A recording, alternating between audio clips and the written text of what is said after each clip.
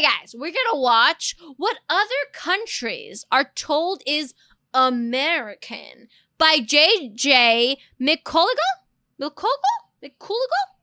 I think. I love that this is the frame, like the face, just like, that's the frame we got. But we're gonna learn about what's American. Hello friends, my name is JJ. So let me show you a photo that one of my European friends sent me the other day. It's of the American food section of his local American food section. I love it. Because you go to the grocery stores here and you get like Indian food section, you get like Asian food section, you get, you know, like I get sometimes some grocery stores will have like a UK food section. And this is like the American food section, which we got Pop-Toast. Wait, pause. Next time you go to the grocery store, please take a picture. I want to see what it looks like. Pop-Tarts, Lucky Charms, Sweet Baby Ray's, BBQ sauce, that's definitely American. Wait, do Europeans not like BBQ sauce? Do they not have BBQ sauce? Local supermarket. I forget what country, but I've been to Europe enough times to know that sections like this are common all over the continent. There's like the fishies. What are they called? The cheesy fishies? What are they called? Even though the resolution isn't that great, if you're from America, I'm sure you can make out a few products. We got gold. You got goldfish. That's what they're called. Oh my god. I can send you goldfish too. Hold on. I want to make sure it's like 1080p. There we go. So we can see hot quality goldfish. Goldfish, Airheads, Pop-Tarts, Oh! A1 sauce, blue. Wait. It's A1 sauce, not BBQ sauce. It's A1 sauce and coffee creamer. Gluten-free hazelnut coffee mate. Now the question would be whether this is actually an accurate portrayal of American food or simply a heavily exoticized one. Exoticism is a term used to describe the tendency of thinking of foreign cultures. Yeah, that's what I was saying. I said it was not barbecue sauce. It was A1 sauce, which is very different than barbecue sauce. Only in terms of how they differ from your own. This then leads to the habit A1 is a different label and bottle and title. Okay, so was there barbecue sauce next to the A1 sauce? Okay, that makes sense. of wrongly assuming that the weirder some foreign thing is, the more culturally traditional it must surely be. So in this case, obviously Americans don't actually eat things like Oreo cereal or spreadable Americans 100% eat spreadable, fluffy. This is 100%. What is he talking about? Americans eat this. marshmallow fluff all that much, but they're nevertheless marketed as being super American because such products fit a certain European stereotype of Americans as a people who eat all of this decadent, high sugar nonsense. Americans do eat that. That said, Americans are of course just as guilty of doing this as anyone. Many supermarkets over here have the so-called world food section, featuring imported products from other countries, often presented in some equally exoticized display. Ooh, puto. Exoticizing goes hand in hand with the other phenomenon we talked about the other week. Is he Canadian? He just said a boot. What, the boot? Wait, it says Canada behind him. Oh, guys, he's from my area. Wait, what is he talking about? I don't say a boot like that. I'm gonna go find this guy and beat him up. I'm gonna go find him. Wait, I might know him. No, I don't know. I don't know him. Faux-authenticity. This is basically when you use a bunch of stereotypes of some foreign place to come up with a product or tradition that you then inaccurately present as being some normal part of their culture. Chinese fortune cookies, which are not actually a thing in China. I mean, yes, people like to generalize cultures so that they can market it. It's to generalize to market them, right? So they take American food and they take like certain products that might not be consumed every day, but is like a treat kind of thing, like M&Ms, right? And then they market them towards other countries as if this is like, oh, look, this is America in a box. And this is China in a box. This is marketable China, even though they're made in California. Fortune cookies are made in California, invented in California. Honestly, I don't know why he said a boot. I've never seen somebody say a boot when I was talking to them, unless they said it ironically. But play into a certain exotic stereotype of the Chinese as mysterious fortune tellers would be a classic example. Anyway, today I thought we would look at a few examples of faux-authentic American traditions as practiced by non-Americans around the world and see what they can teach. I love this. because I love the idea of seeing what other cultures do that is very American. It's like how Japan doesn't celebrate Christmas, but they'll go and they'll do KFC for Christmas because they see Christmas as such like an American holiday, and it's so adorable and funny. So I love to see what other cultures do for like super American things, because it's fascinating. Teach us about some of the interesting ways that Americans continue to be exoticized. So I lived in Japan briefly, and while I was there, I was able to see perhaps one of the world's most infamous, faux-authentic American traditions up close: fried chicken on Christmas. Which is what I was saying! So Christmas is a pretty weird holiday for the Japanese to be celebrating in the first place, given it is not remotely a Christian country. But they do, and in a mostly superficial way that focuses on things like decorations and foods. Why is he saying it like that? He's saying it as if it's bad to do things because it's superficial. Like, why do you think 90% of Americans celebrate Christmas? It's also because of for decorations and gifts. He's saying that they adopted the commercialized holiday, not the religious holiday. I mean, most people, like, I don't think there's very many people that practice the religious holiday anymore, because I feel like Christmas has become very commercialized. But he's saying it in like a negative way instead of just being like, let people have fun. You know what I mean? Like, if it's people are happy and they're having fun, why does it matter if it's the commercialized version of it, you know? I just feel like he said it very negatively. That's it. Of even things like family or presents. And a lot of this superficiality, in turn, is heavily filtered through assumptions of what Americans do. And apparently, the Japanese have been convinced that eating fried chicken, especially KFC fried chicken, is the traditional American thing. Don't you think his tone comes off as kind of like judgy? Like, I think this is super adorable. Is this what Canadians sound like? Is this what I sound like? When you're in Japan around Christmas time, you will see big ads for special fried chicken Christmas combo deals all over the place. And a lot of Japanese kids will look forward to having a big KFC feast on December 25th. It's so cute! It does seem like they're super offended by it, oddly. Yeah, right? And he's not even American. He's Canadian. Why is he so offended? Because to people who have traditions, it's very weird to see. I guess. But at the same time, it's like, why are you getting your panties in a knot? Like, come on. Like, people celebrate different things for different reasons, right? I mean, technically, the only Christmas being in the winter is weird, because, like, Christmas is supposed to be about Christ's birthday, and Christ wasn't born in winter. It was just, they just decided that that's when they wanted to do it, right? So, like, all these traditions have mostly become commercialized anyway, right? You could be like, oh, it's not my thing, but I can appreciate people enjoying it. Like, let them have fun. Maybe their family has been rival to KFC for generations. It's true, he used to live in Japan. Maybe he has bad memories. Maybe he had really slimy KFC and he's disappointed.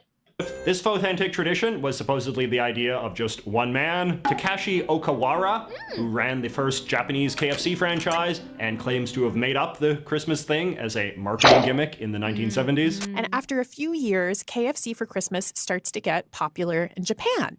And NHK, which is a national broadcaster, comes in to interview Mr. Okawara, and they want to know if KFC is an American Christmas tradition. Her voice is so soothing. Selling Kentucky Fried Chicken so well in Christmas, and is there common custom in overseas? And I would, I know that there people are not eating chicken, they're eating turkey. But I said, yes, it was lie. No. It was lie! I mean, chicken, turkey, they're both basically the same. And so you can celebrate it however you want. And I don't think people should judge other people. Like, if you want to go and pray to Sky Daddy, then you can go and pray to Sky Daddy, right? That's up to you and your beliefs. And I honor that, right? But if somebody wants to eat fried freaking chicken on it, and then that's their choice as well.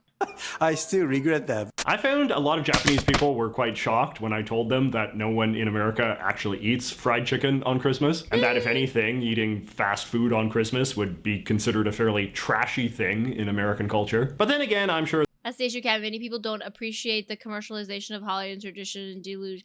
I mean, I get that they don't appreciate that. Like, I get that. And it sucks that things that you used to see and value has been commercialized, right? But the sad thing is we can't really change it, and making people feel bad for having their own traditions, even something as silly as that, it's not really fair to the people, right? I think you can still respect the origin of it and still do your own thing, right?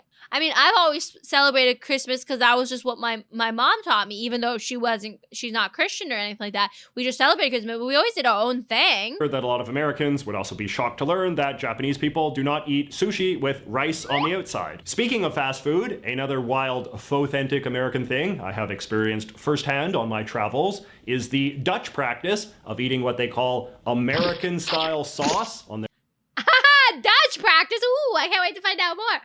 Their French fries. You can buy it at places like McDonald's or in big bottles at the store. It's not that bad. I would describe it as basically what you would get if you put mayonnaise and relish together in the blender. An even weirder Dutch food, however, is what they call I'm also Canadian. I can insult Canada because I'm Canadian. filet Americain, or American préparé in Belgium, which is a kind of pâté made of raw ground beef and often eaten on toast or crackers. There are a lot of theories about how this weird and possibly dangerous dish became associated with Americans, but when I was there, people told me it was because And people again always say sorry about that, eh? Because during the war, there had become this stereotype that American soldiers all ate their steaks super rare, and then the Dutch beef industry just kind It's true though. Americans say they love raw steak. Americans, like every time I talk to an American, I have this whole discussion over on Spooky Stream. She was saying that a steak that is not raw or rare is not a good steak, and as somebody who doesn't eat animals, I don't know. Like I feel like I would want a well done steak, but apparently well done steaks suck. So I would understand that would become something that Americans that became popular for Americans because Americans really love their meat. kind of ran with that. That is almost certainly an apocryphal story, but hey, apocryphal stories are one of the key foundations upon which faux-authentic traditions are built. In the comment section of my original faux-authentic video, a bunch of my non-American friends had some fun examples of their own of various head-scratching things they've seen marketed as being American style in their own countries. For example, some of my British viewers noted, it's so funny because he moves like a VTuber. Like he moves, I know this is so off topic, but it's just something I noticed. He moves like as if he's trying to like move a VTuber model around. Somebody give this guy a VTuber stat with a mullet. A VTuber with a mullet. Because he moves like one. that British supermarkets sometimes sell supposed American-style hot dogs in They do! This is the thing! Spooky had to buy a hot dog jar in Ireland because they don't have hot dogs just in the store. So she had to get like American hot dog, ye old hot dog jar. And I told you to make the water of the hot dog liquid. Like she should have drank that water, but she refused. jars of brine. Load up on that big stateside flavor, proclaims this ad. But if hot dogs in jars of brine are too weird for you, they do also sell them in cans of brine as well. Hot dogs are, of course, one of the great exoticized symbols of American cuisine in much of the world, and as a result, Pause, do you have cans like that in Romania? slapping hot dogs on something is always a surefire way to market it as being American style. For example, in a lot of places, pizzas with hot dogs on them are presented as being American style pizzas. Yeah! In Ireland, they also have hot dogs on pizza, which here in Canada, I have never seen hot dogs on pizza ever. Yeah, hot dog pizza. Yeah, that's a thing in Ireland. You have wieners? That makes sense. Okay. I was wondering because Ireland apparently doesn't. Yeah! Hot dog pizza. I don't know if I would like that. There's sliced up hot dogs, as in this German pizza, or entire wieners, as in this one from South Korea. In Italy, meanwhile, a American pizza is apparently one with bits of hot dog and French fries. In Brazil, they Dude! Dude, potato on pizza is good. Maybe pizza with french fries would be delicious. Also, guys, you ever put your french fries on your burger? Like, you just put it on your burger and you take a bite of your burger with the fries layered on top? They sell allegedly California-style pizza with pineapple, figs, plums, and those bright red cherries they... Who put plums on a pizza? Oh, heresy! sell in cans.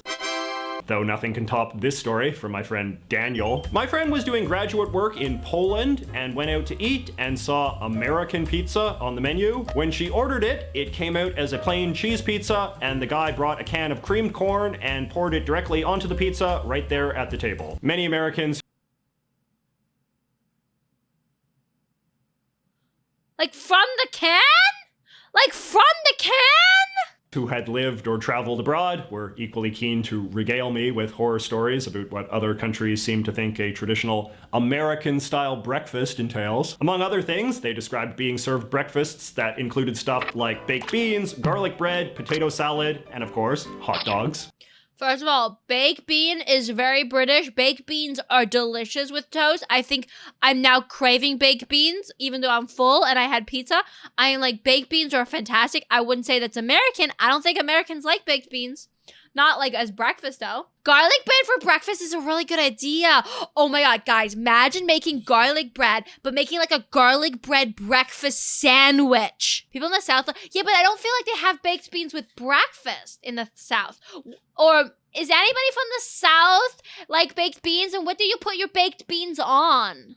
One guy even complained about being served green orange juice in China. Talking of Asia, many of my Why is it green? Asian friends told me about a dish that is apparently common in many Asian countries, known as American fried rice. This evidently consists of rice cooked with ketchup, corn, and raisins, accompanied by a side of various stereotypical American delicacies like hot dogs, slices of bologna, fried eggs, and chicken nuggets, plus more ketchup. But my favorite story of a authentic American dish comes from my friend Camilo in Colombia. In Colombia, we have American-style hot dogs, which are enormous hot dogs with a chorizo wiener topped with melted cheese, crumbled potato chips, various sauces, and quail eggs. I was able to Why is there a quail egg on there? That's so random. verify this with a photo. Camilo continues, "We named it that because of a common belief in Latin America that people in the USA eat big-size foods with a lot of toppings and all of that. You can't believe how disappointed I was when I tried an actual hot dog in the USA." All right, now let us do a lightning round of a few other much beloved, allegedly American foods from around the world.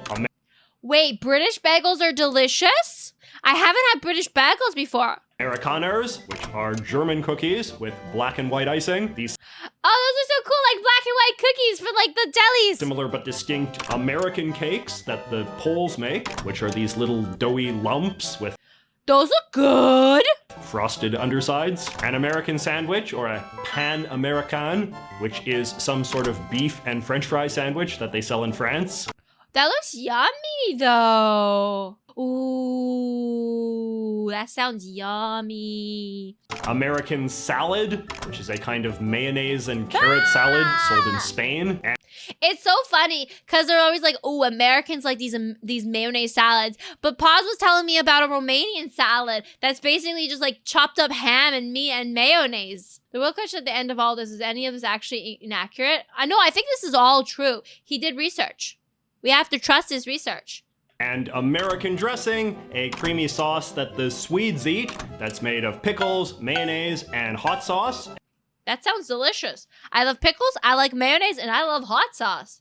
And sold in tubes, now available in bacon flavor. But Ooh! authentic Americana is not just limited to food, of course. A number of my foreign friends were eager to inform me that these things, which I guess The we would solo call cups? red solo cups, are a subject of considerable fascination in other parts of the world, where they are often sold as glamorous American party cups.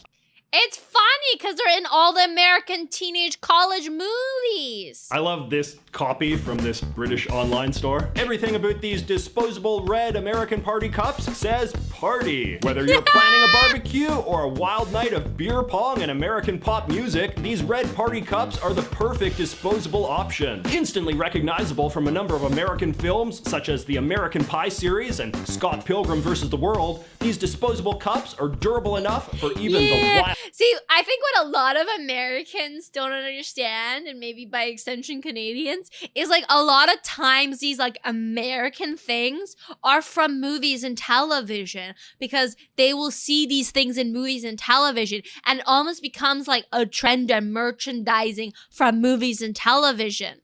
Wildest of parties. In Brazil, however, they call a cup that looks like this an American cup. Brazilians also call placemats American sets for some reason. They have a similar situation in Italy, where a placemat is known as an American tablecloth.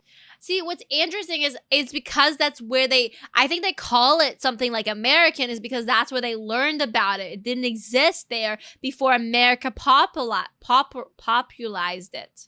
Are placemats really that American of a thing? My friend Marcelo, meanwhile, tells me this story. I visited Chile one time, and they have stores out there called American stores. These stores are actually just thrift stores, but they call them that because they mostly have American types of clothing, such as American football jerseys, American brands, American college shirts, etc. It was pretty funny, to be honest. This reminds me of another wild story I can tell you from my time in Japan. There was this neighborhood in Tokyo called Harajuku that was known for having a We all know about Harajuku. If you guys don't know about Harajuku, where have you been living under Harajuku? a lot of cool hipster fashion stores. And they would have these American fashion stores where they would sell like Tommy Hilfiger and Supreme and all of that. But in order to have the full American experience, they would employ these big black guys wearing, you know, do-rags and chains and It's hilarious. basketball jerseys to stand out front of the stores and beckon the Japanese people to come in. But these guys were not actually African American, but rather literal African immigrants from places like Senegal or Ghana, who I assume were much cheaper to hire. And they would be trying to lure you into these stores with their cool American hip-hop slang,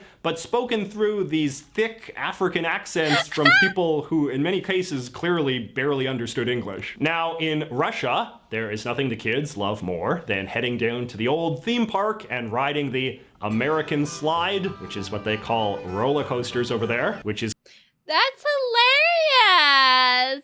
kind of ironic since in a lot of other European countries they call roller coasters Russian mountains, and the historians seem to agree that they were actually invented in Russia as well. But still, I'm sure Americans would much rather be associated with roller coasters than brass knuckles, or as the French call them, American fists. Or how about duct tape, which is called American tape in Spain. All right, now let us close with a really good summary of what is perhaps one of the best examples of a faux-authentic American phenomenon that wound up going mainstream in America itself. My friend Christopher writes, I think one example of something that is a product of a foreign country's idea of American culture that America kind of reappropriated for itself is the spaghetti western film genre. As the name suggests, the genre originated in Italy as Italian filmmakers made movies based on a largely mythical understanding of the American West. I didn't know that spaghetti westerns were invented in Italy. That's so interesting. Filmmakers then began to import the style in their own films about the American West, and it proved very popular among American filmgoers, even if its representation of the Wild West is only very loosely based on the truth. A very recent film that utilizes a lot of these spaghetti western tropes is the Quentin Tarantino film Django Unchained. The term spaghetti western is itself also quite interesting, because as we discussed in the previous video, spaghetti has become one of the most Americanized Italian foods in the US. So there is something wonderful. Spaghetti is such an Americanized, like, Italian food. Like, it's so American. Where do you think the word spaghetti in spaghetti western comes from? From Italy! Wonderfully poetic and circular about using the name of an Americanized Italian food to describe Italianized American history. So I hope you enjoyed these two deep dives into the exciting world of faux-authentic culture. If you have any ideas of how I could stretch out this premise any further, please let me know in the comments. Don't forget to check out the first video if you haven't already, and I will see you next week. It was very interesting, very interesting. But, Oh my God, he has the most Canadian accent that I have ever heard. I don't think I've ever heard a more Canadian accent. He just feels too Canadian. But I live in Canada and I have never met anybody so Canadian. I wonder if he puts it on, like if he fakes it.